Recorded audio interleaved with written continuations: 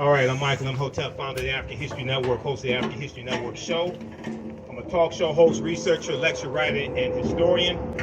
So I was around the corner at St. Clement's Church speaking at their Juneteenth celebration. Hey, Melanie, how you doing? All right, so how many people have heard me speak before? Okay, good. So this today I'm going to speak for about 30 minutes.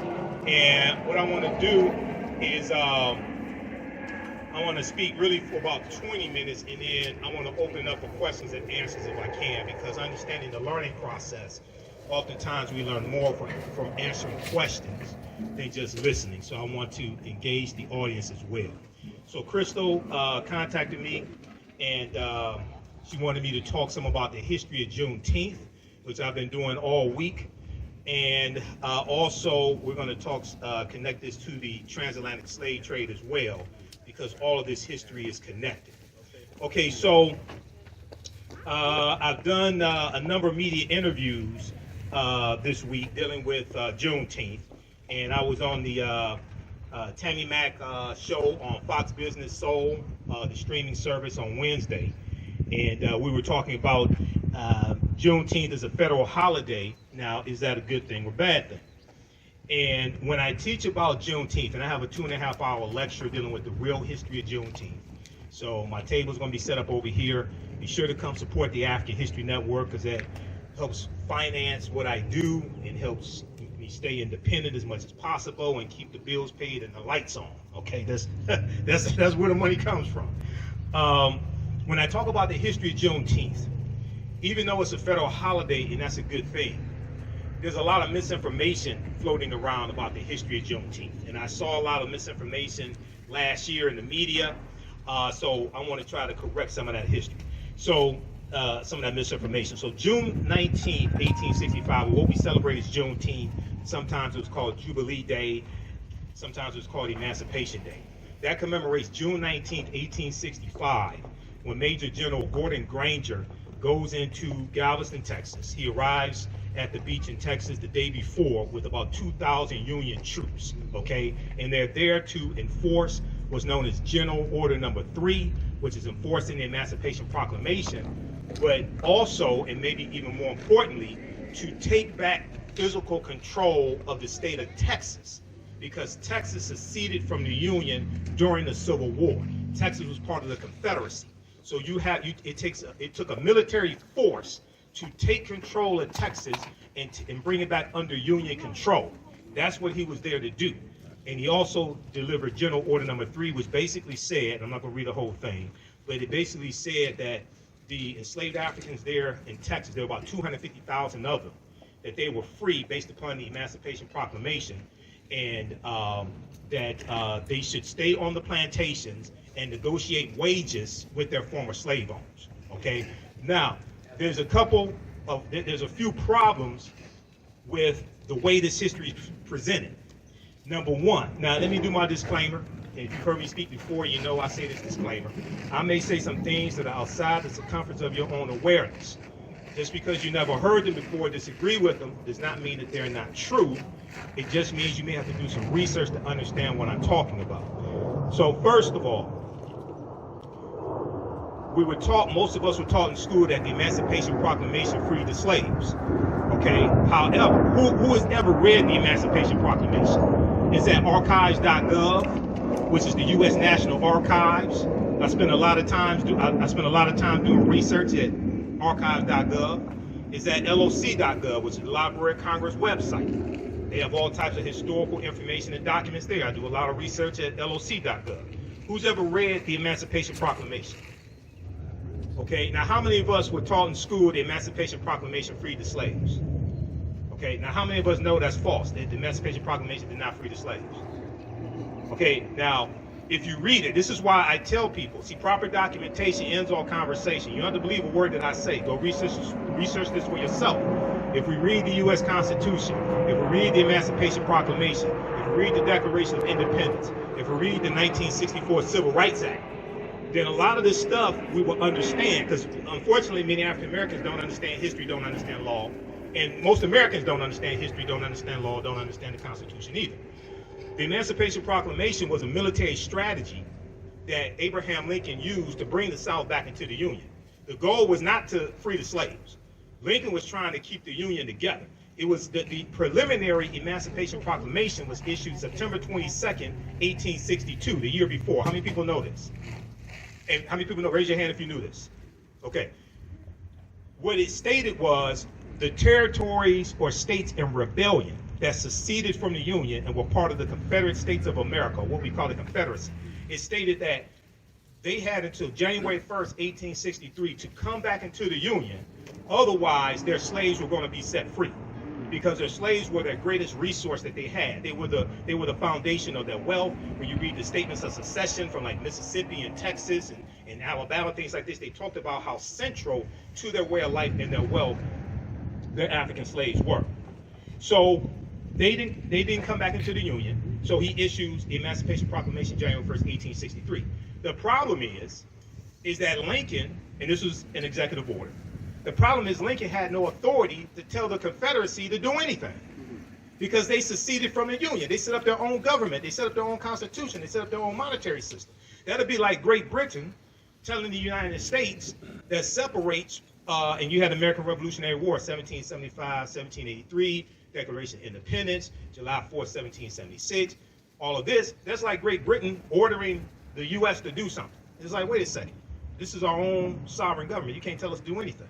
So they had no authority to do it. Now, it also, the Emancipation Proclamation also stated that the border states, it didn't apply to the border states. So Maryland, Missouri, Kentucky, and Delaware were states that stayed loyal to the Union.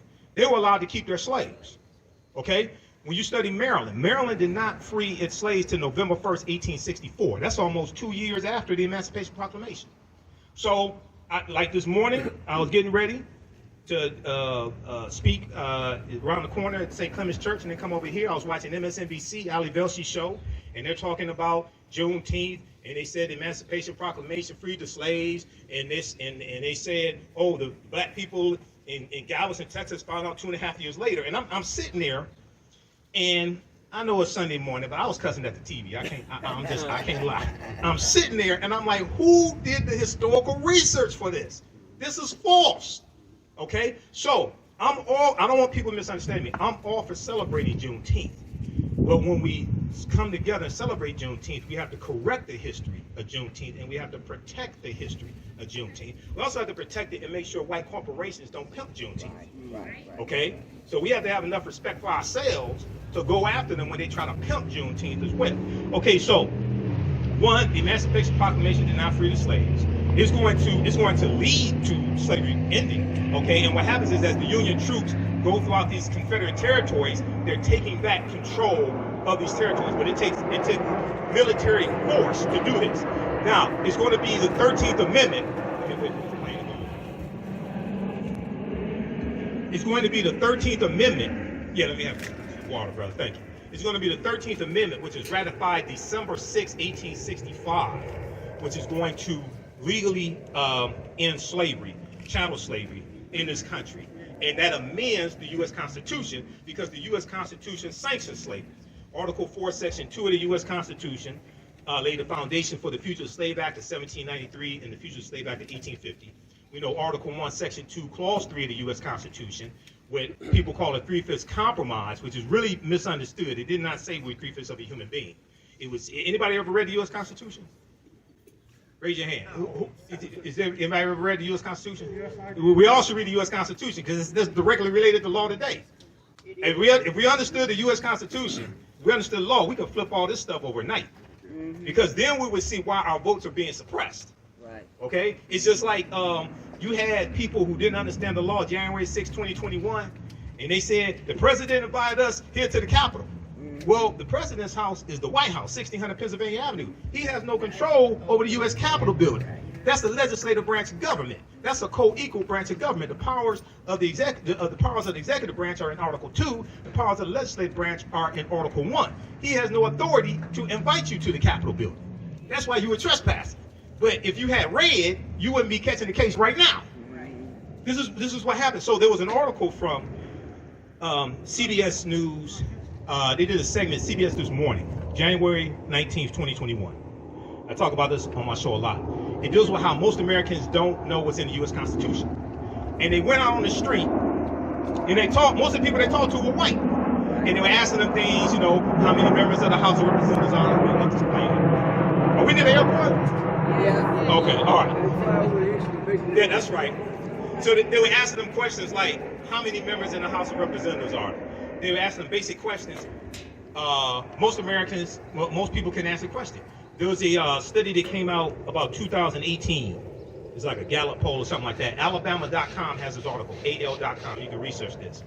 Almost 2/3 of Americans could not name the three branches of the federal government: judicial, executive, and legislative. Almost 2/3. 1 in 5 Americans cannot name one of the three branches of government. Okay, that's schoolhouse rock. I'm gonna build on Capitol Hill. I learned that like watching Saturday morning TV in the 1970s. Right. Okay, but this is how dumbed down the American electorate is. So when it comes to understanding history, this is why most Americans don't understand history. There was an article that came out from New York Times from June 16, 2021. So this was the day before President Joe Biden signed the bill into law. We know it passed the House of Representatives, passed the U.S. Senate, sponsored by Representative Sheila Jackson Lee of Texas, who is also the sponsor of H.R. 40 as well in the House of Representatives. This article, everybody should read this, New York Times. Most Americans know little or nothing about Juneteenth, poll finds. So this poll that was done by Gallup found that about 62% of Americans at the time knew nothing at all or a little bit about Juneteenth. Now, I would argue, now they go on to say, the holiday celebrating the end of slavery in the United States. Slavery didn't end on Juneteenth, on June 19, 1865. Okay? And one of the reasons why it didn't, I mean, I just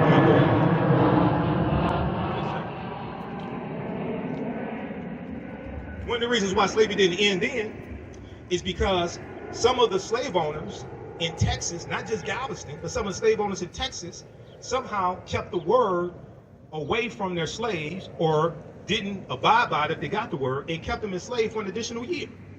One of those slave owners was named Martha Gibbs. Not Marla Gibbs, not 227, there's no place like home, I mean no place child, not Marla Gibbs. I'm talking about Martha Gibbs. Martha Gibbs was a white slave owner from Mississippi. She leaves Mississippi and takes her African slaves into Texas at gunpoint. Wow. Texas was a safe haven for many slave owners because Texas was more removed from battles of the Civil War and there was less of a Union presence in Texas. So you had slave owners from surrounding southern states who fled into Texas with their slaves. Okay? Martha Gibbs was one of them. Well, she kept her enslaved Africans to the following year, 1866. She didn't care about the Emancipation Proclamation, none of that stuff. That didn't mean nothing to the, just like the domestic terrorists, laws don't mean nothing to them. Okay? Wink, wink. Laws don't mean nothing to them. Right. That didn't mean nothing. That didn't mean nothing to them. Those are their descendants that stormed the U.S. Capitol building. Right. Okay? All this is tied back to the Civil War Reconstruction. Right. All this history is connected. Okay? All right. So you're going to have some that are still enslaved to 1866. Now, it's important to celebrate Juneteenth. Why? Because Juneteenth is a celebration of freedom. Okay, and they had celebrations. If you read some of the slave narratives, they had celebrations when they got the word in 1865, June 1865. Now, it's also important to understand that Major General Gordon Granger is going to go through various parts of Texas for a number of days, delivering General Order Number 3. June 19th is the date that was agreed upon to celebrate as when they got the news. But all the African slaves in Texas did not get the news on that date. They go through for a number of days and deliver the news also.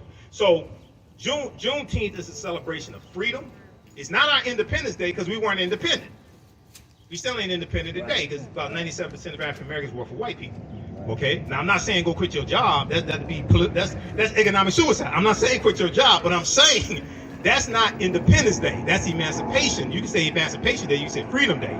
But no, we weren't independent then. We're still not independent now. It's a more important holiday. It's a more important holiday for African Americans than the 4th of July, or what Dr. Shaka Musa Barashango called the 4th of July, Youli. He wrote the books African People and European Holidays and Mental Genocide. How many people have read those books? Read those books, book 1 and book 2, because it deals with the origins of all the European holidays that we've been taught to celebrate in this country, including the 4th of July. And we know 1776, you know, they're fighting for their freedom in the American Revolution, but at the same time, you're enslaving African people. You have this paradox, okay? All right, so let me check on time. All right, so there are 4 components that have to be incorporated. When I teach about Juneteenth and in the interviews, media interviews I did, and also Ken Coleman interviewed me for Bridge Detroit. He did an article that came out Friday, I think it was, dealing with Juneteenth. He interviewed me for that, bridgedetroit.com. There are 4 components that I think have to be incorporated into any of these Juneteenth celebrations, which we should have, because usually I'm in Atlanta for their 3-day Juneteenth parade and music festival. I'm usually speaking there, and I'm a vendor. They have thousands of people that come through. They have at least 100 vendors each year, 100 black vendors, Caribbean vendors, African vendors, things like this. One, we have to incorporate history. We have to teach the real history of Juneteenth, what it was not, teach the history of the Civil War and why the Civil War happened, okay? Because they're trying to keep the Union together. South Carolina was the first state to secede from the Union December 20th, 1865, about 6 weeks after Abraham Lincoln becomes president-elect for the newly formed Republican Party. Because the Republican Party wasn't founded in 1854, okay? Somebody called into my show. He tried to be a wise guy. He called into my show a couple weeks ago. He said, which political party owes reparations to black people? I said, well, you do realize for the majority of the time slavery existed in this country, you didn't have a Democratic or Republican Party. Because the Democratic Party wasn't founded in 1828. They were called Jacksonian Democrats, named after President Andrew Jackson. Republican Party was founded in 1854 as a backlash to the Kansas-Nebraska Act, because it was a backlash to the spread of slavery in the Kansas and Nebraska territories. So the majority of the time that you have slavery in the history of this country, you don't have a Republican or a Democratic Party. And many of the founding fathers, even though they may have been slave owners, many of them were against political parties because they thought it caused division in the country. So you're talking about reparations largely coming from the federal government, okay, regardless of political party. But you have to have a historical component to correct the history, protect the history, and deal with the real history of the Civil War, Juneteenth, and the Reconstruction era. Reconstruction is extremely important, 1865 to 1877. The Reconstruction era is taught very little in our schools, K through 12. There was a article from Time magazine, time.com, January 12, 2022, 6 days after the January 6th insurrection, the insurrection was a continuation of the Civil War and the political violence that brought about an end to Reconstruction. A new report finds that 45 states are failing to teach students about the period that shaped race relations after the Civil War. They're talking about Reconstruction. And in this article, they talk about how Reconstruction, understanding Reconstruction, is directly related to the police violence we see today in the murder of George Floyd, May 25th, 2020, the voter suppression laws enacted, especially after African-American voters voted in the 2020 election to elect President Joe Biden and Kamala Harris, but also the January 5th senatorial election in Georgia, because that's what really infuriated a lot of people. Right. Okay? The reason why it infuriated a lot of people, it wasn't just because John Ossoff won, and he's a Democrat, and he defeated Richard Perdue, David Perdue. It's because Senator Reverend Raphael Warnock defeated Kelly Loeffler, and he became the first U.S. Senator from Georgia. People don't understand how monumental that was, what he did. What he did was beat the system. What I mean by beat the system, I'm not talking about the mail-in ballot system that Republicans voted into office in 2005 in Georgia. I'm talking about the 1963 law in Georgia championed by Denmark Groover, who was a segregationist Democrat in the state legislature in Georgia, which is why you have the runoff election law today in Georgia. That goes back to him, because they were trying to keep African Americans from having statewide power in Georgia. So to keep them from winning a statewide election, like senator, like governor, secretary of state. The reason why they did that was because in the primary election, if all the African Americans threw their votes behind one African American candidate, and then you had 2 or 3 or 4 white candidates, well, then the African American candidate could win. So they created this runoff election so if nobody got 50% of the vote, then they could have a do-over, and all the white people, regardless of political affiliation, could throw all their votes behind one white candidate and defeat the African American candidate. This is why you have the state runoff election right now in Georgia. Well, what Reverend Raphael Warnock did, and Stacey Abrams, and the New Georgia Project, and St. Ufa, and all the activists, they beat the system. This infuriated the white supremacists because they said this is not supposed to happen. So what does Georgia do? Then they passed Senate Bill 202 to change the laws, and then Republicans wanted to repeal the same absentee ballot law that they voted in the law in 2005. Because what happened was we started learning the law, so we used the mail-in ballot law to our advantage and beat them in the system that they created. They said, "Oh no, now it's all of a sudden now it's all this fraud. It's a whole big problem. Right. You used it for 15 years to vote your people into office. Now we learn the law. Now all of a sudden you want to change the law." Okay, so this is much bigger than just one election. This is just much bigger than just one person. This is actually understanding fighting against a system of white supremacy and racism. So read this article from time.com. And Juneteenth also connects us to the transatlantic slave trade, or the Great Ma'afa, as Dr. Marimba Ani calls it, who wrote the book Yurugu, an African-centered critique of European cultural thought and behavior. The Ma'afa is a Kiswahili term, which means the great disaster, refers to our Holocaust, the transatlantic slave trade.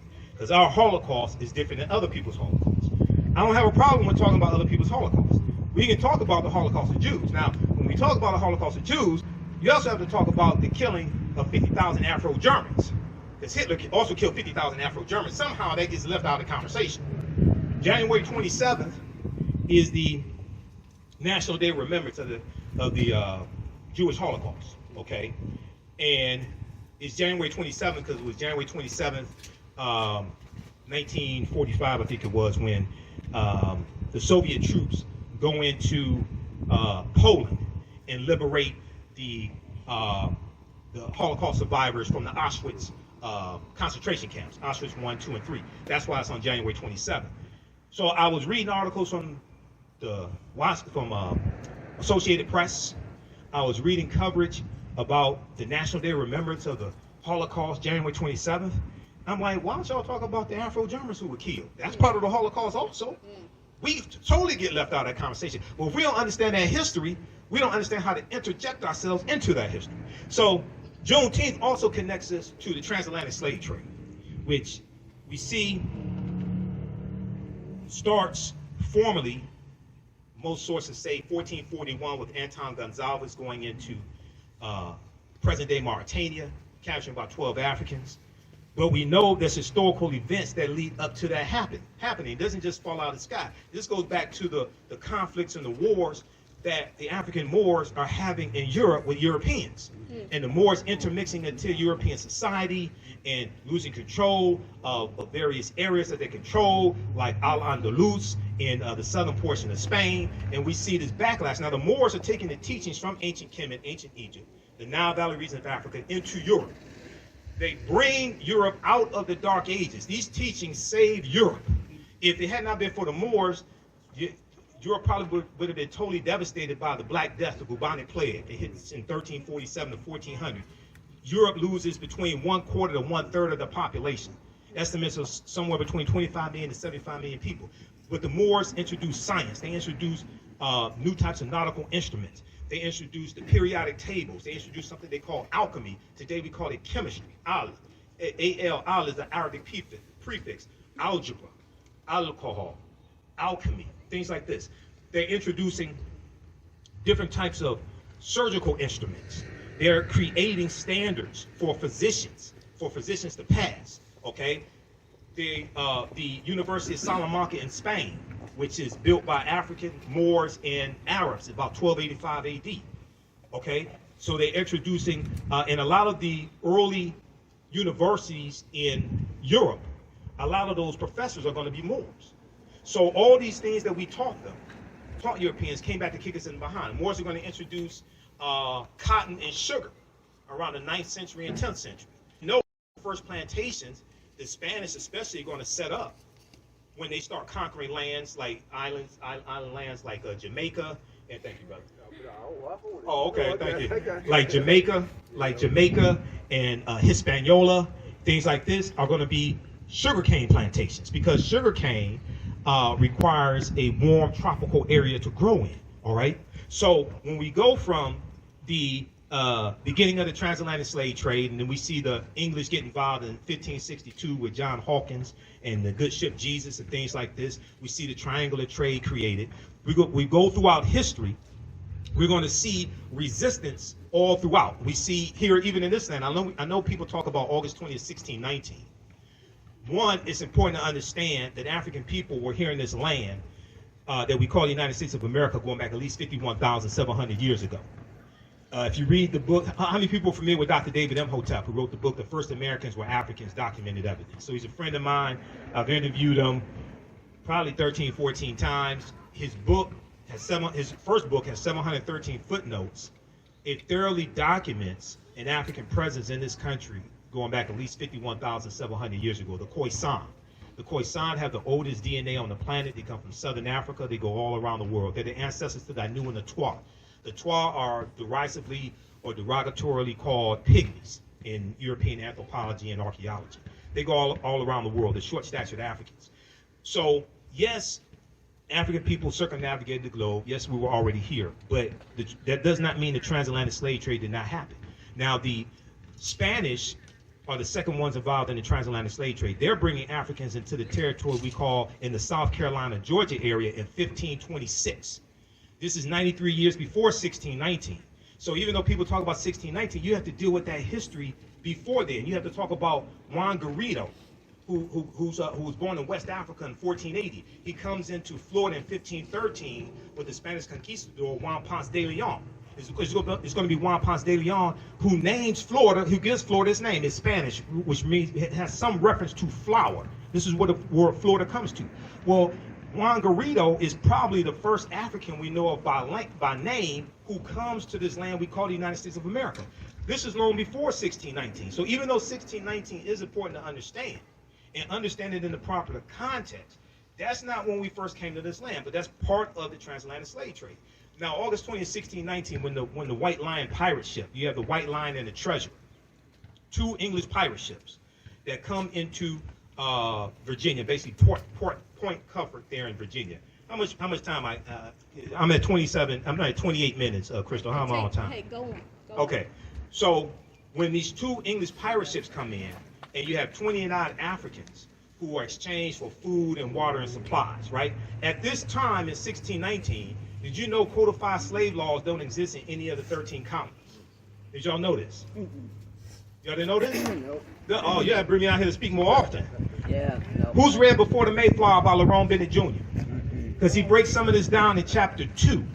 Chapter 2, 6th edition, right around page 40, he talks about the names that African people had in this land. When Europeans got here, they were called Moors.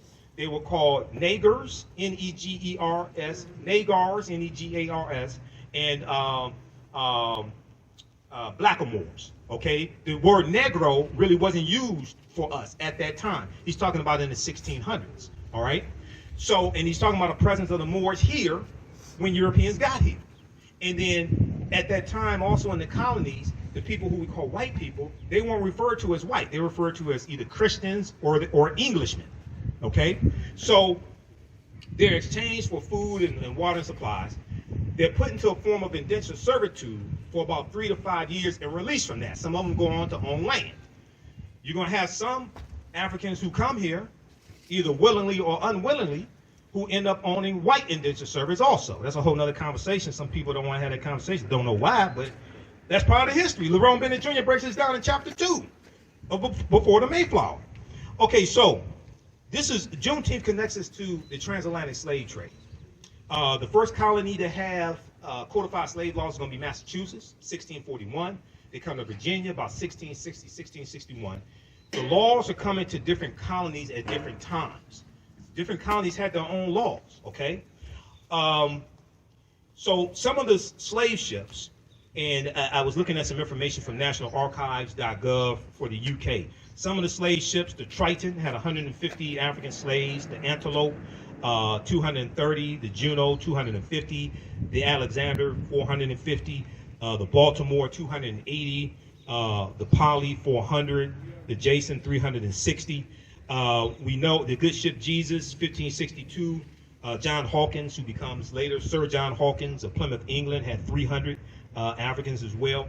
And we know that the Transatlantic Slave Database estimates there's about 12 million Africans that are going to be taken out. Now, that's probably a lowball number. We know the people, Dr. John Henry Clark, put the number at about 100 million. Dr. W.B. Du Bois put the number close to about 100 million or so. But whatever number we deal with, we have to also understand this chronology of history as well, okay? So, and it's also important to understand that we fought slavery every step of the way in this country and in Africa. There were wars that were fought. There's a good book by Sylvian Diouf called Fighting the Slave Trade, West African Strategies, Fighting the Slave Trade, West African Strategies. And this book deals with the different types of strategies that we used in West Africa to fight against these European colonizers and fight against the transatlantic slave trade as well, okay? So here in this country, you're going to have somewhere around 250 physical slave rebellions taking up arms. We know about Nat Turner, 1831, Southampton County, Virginia, and others. We know about the Stono Rebellion, 1639 in South Carolina. There were other forms of resistance, however. Learning to read and write was a form of resistance, because one of the things that we did when we learned to read and write is wrote our own freedom papers and ran away. That's what some of us did. We wrote our own freedom papers and ran away, because a lot of the slave patrollers that you encounter on the roads, a lot of them were poor white men who were illiterate. They couldn't read or write. So you can give them any paper, say these are my freedom papers, or a travel pass or something like that. Learning to read and write was a form of resistance. Having work slowdowns, slowing down the pace of work, was a form of resistance. Poisoning white people's food was a form of resistance, okay? Destroying tools or sabotaging tools, maiming oneself, cutting off toes, something like that. Those are different forms of resistance that we engaged in as well. Okay, so when we have these celebrations, it's important for us to invoke the ancestors as well, and the brother did the libations, which brings in the power and the energy of our ancestors, and it helps reconnect us to our ancestors also. And once again, I'm gonna wrap up with this, and we can open up for questions if we can. But when we have these celebrations dealing with Juneteenth, it's important to correct the history and protect the history of Juneteenth, and deal with history, political education, economic empowerment, as well as law. Okay, so I want to thank you for your attention. I want to wrap it up there. Usually I end my presentations. Right now, it's correct wrong behavior. It's not over till we win. Wakanda forever. And because Wakanda is a real word, comes from the Omaha Ponca Sioux Indian language, means possessing secret powers, but it's also a Bantu word. It's in Key Congo as well. So Wakanda is a real word. So Asante Sana, can we open it for questions? Okay, let's open up for questions. Did you all learn anything? Yeah. Okay, all right, thanks. Now, and then I'm gonna have my DVD lecture set up over here. Also, I'll be registering people for 2 10-week online classes that I teach on Saturdays and Sundays. Saturdays is Ancient Kemet, the Moors, and the Ma'afa, Understanding the Transatlantic Slave Trade, where they didn't teach you in school, where we do it thousands of years of history. We do the sessions live. All the sessions are archived and recorded. You can watch it a year from now, 2 years from now, it'll still be there. Sundays, I teach from the Civil War to the Civil Rights Movement and Black Power, 1865 to 1968, which gets deep into this history dealing with Juneteenth, Civil War, Reconstruction, all that history. Okay, any questions? When was slavery eliminated in Brazil? When the end? Yeah, those are still Well, it ends about right around 1888 in Brazil. Yeah, right around that time, 1888 in Brazil. Yeah. Any other questions? Yes, Crystal. How far? And thanks for inviting me out here, Crystal. Also. All right. How far north? My grandchildren and children have asked me if there was slavery in Ohio and Michigan. How far north did slavery go? It was all throughout. At one time, all the 13 colonies had slavery. In Michigan, it's about 1837. Michigan abolishes slavery. Illinois abolishes 1818. Ohio is going to abolish slavery right around 1818 or so. Yeah, slavery was in all of the. Michigan was not one of the original 13 colonies, but even when you look at the 13 colonies, at one point slavery was in all of the 13 colonies. So you know that the reason why Wall Street has its name is because when it was the colony of New Amsterdam, which was a Dutch colony, about 1627, they forced the Africans to build a wall to keep Native Americans out. And then New Amsterdam becomes a British colony called New York. So that wall is where Wall Street is today. That's where Wall Street gets its name. And it was African slaves who were traded originally on Wall Street, the physical Wall Street. Not the stock market, but the physical Wall Street. It was African slaves that were traded there. But that's where Wall Street gets its name from. So all of the 13 colonies at one point had slavery. Yes, brother. Jim Reed here. Are you familiar with the mounds on Mound Road? Are you familiar with King Khalifa? Are you familiar with? Yeah. So you had the mounds on Mound Road. So you had about 1 million mounds in this land we call the United States of America. Okay. And go ahead, brother. So you have mound builders. You have Native American mound builders. You have African mound builders, the Khoisan. Okay. Now the ones on Mound Road, I've heard different things. I'm not sure who built those.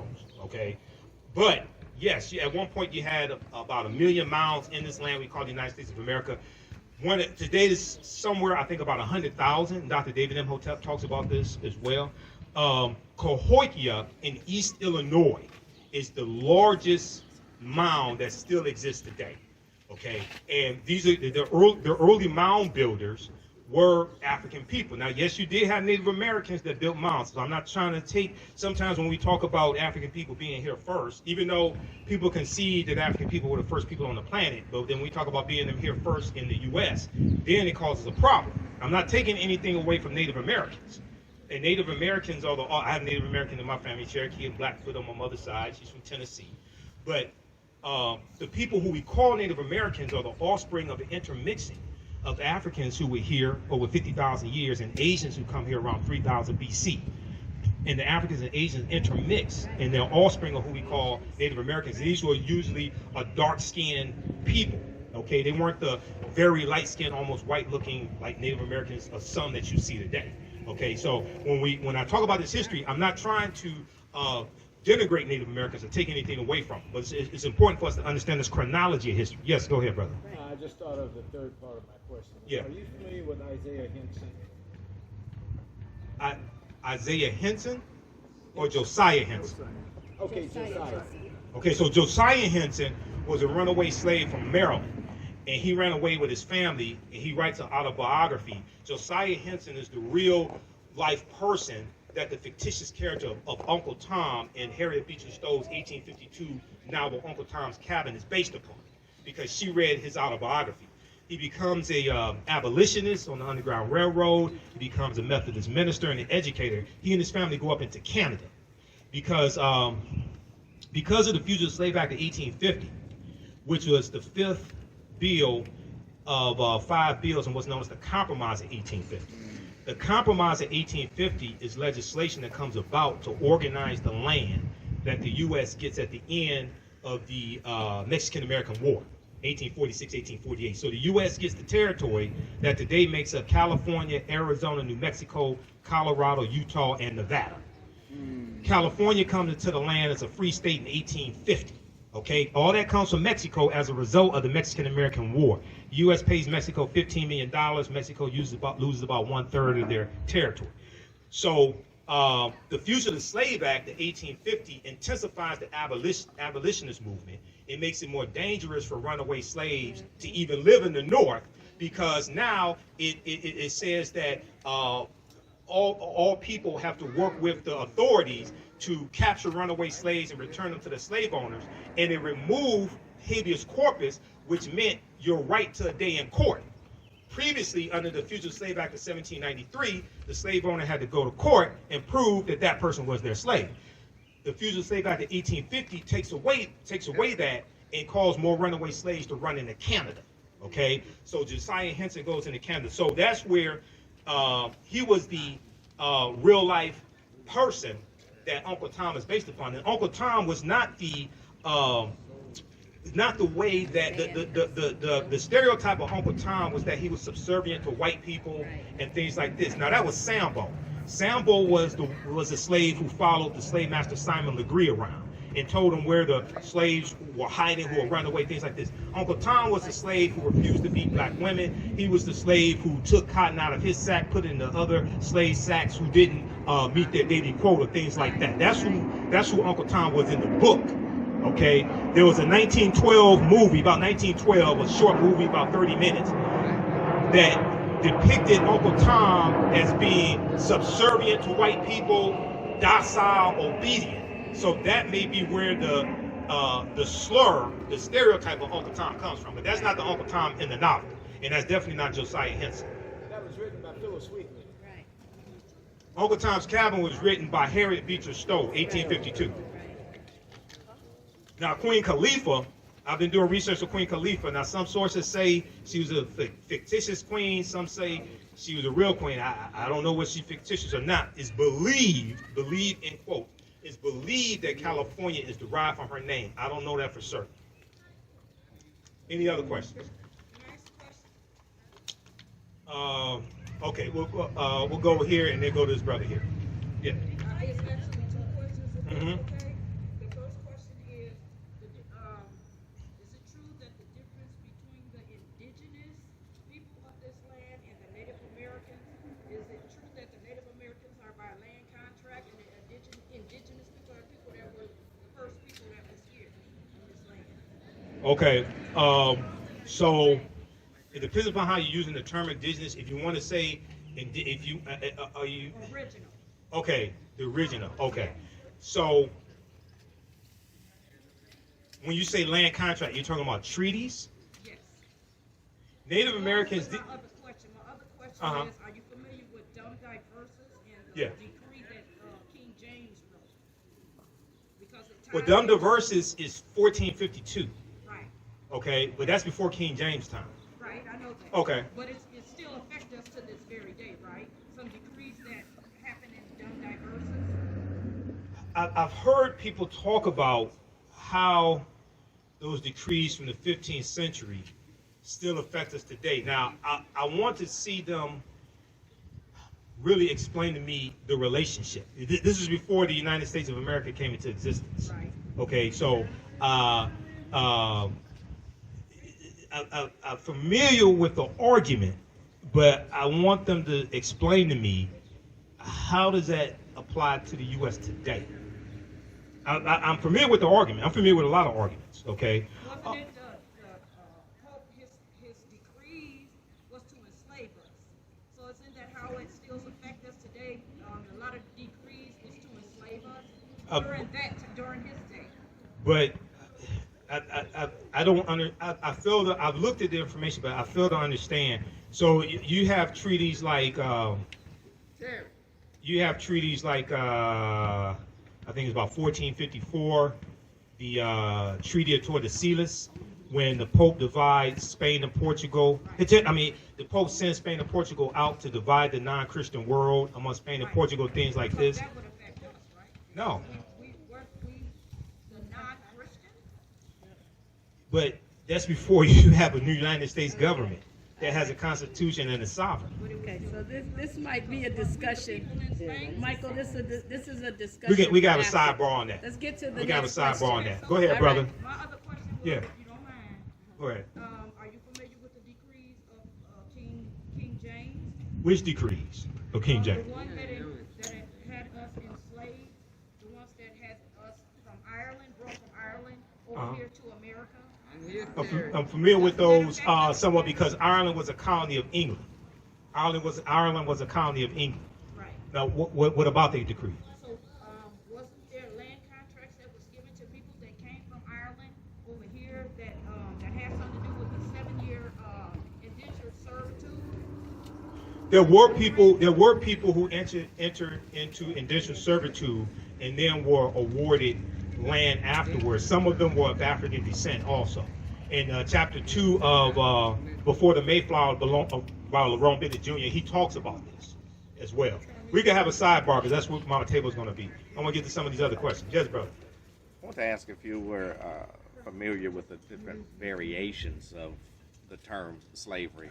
And I bring that up simply because most of the things that we have been exposed to through media, watching Mandingo, watching Django, watching Roots, Right. show slavery in a particular light. I mean, there were white slaves. There were.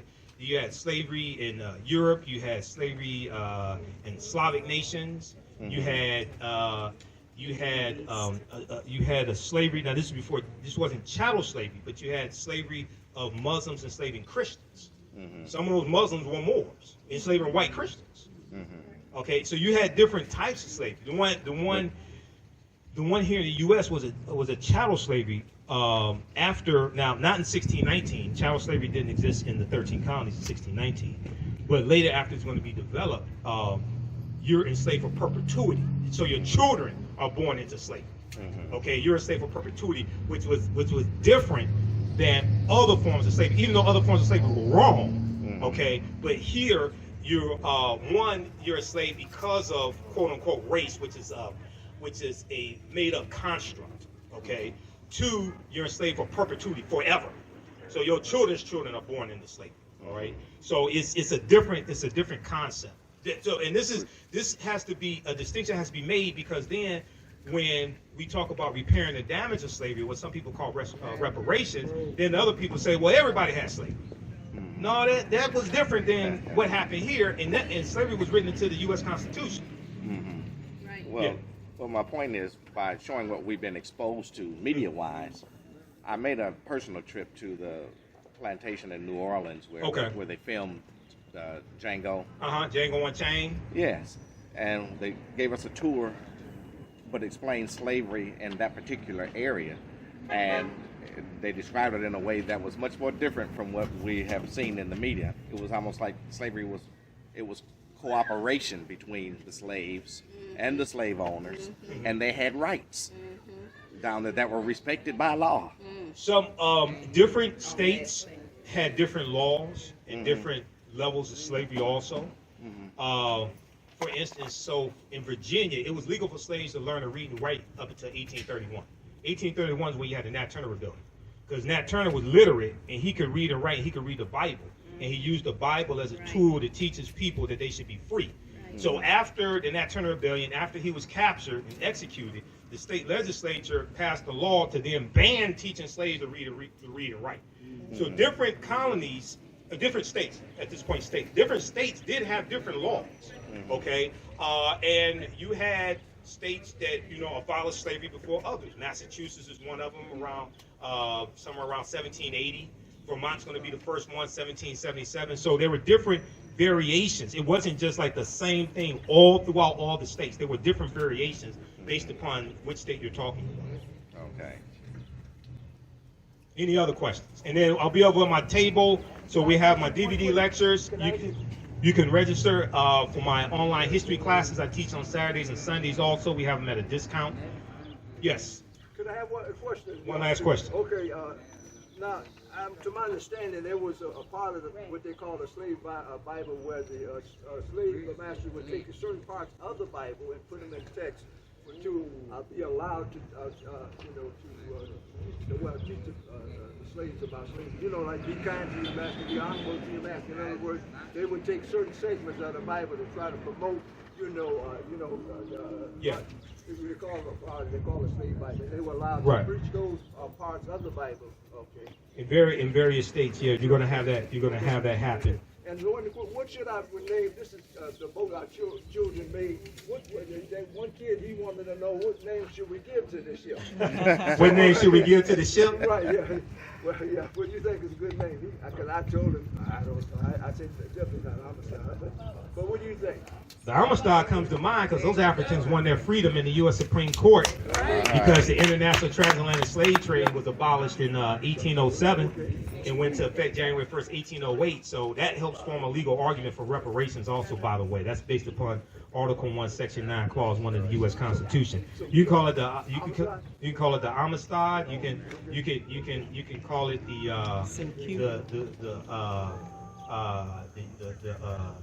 the ship Kemet. You can call it the Nile Valley. You can call it Wakanda, because Wakanda means possesses secret powers in the Omaha and Parker Sioux Indian languages. All right, is that all the questions? All right, other questions you can ask me over my table. Thanks for your attention. Be sure to come support the African History Network. This helps me keep doing the research, keep doing the radio show. 'Cause I don't get paid to do radio. I'm on Roland Martin Unfiltered every Friday. I don't get paid to do none of that stuff. So selling the lectures, register people for the classes, any donations you want to support us with, that helps me keep doing this type of research, all right? So thanks for your attention. I appreciate it. Asante Sana Mahotep. Yes, brother. Well, I got some new stuff over here, too. Oh, thank you. I got some new stuff over here. You can get some for gifts also. If you got my DVD lecture, you can get it for gifts as well. All right, thank you, Crystal. Thank you. What's your name, brother? My name is Gabriel. Gabriel. All right, brother Gabriel. I appreciate it.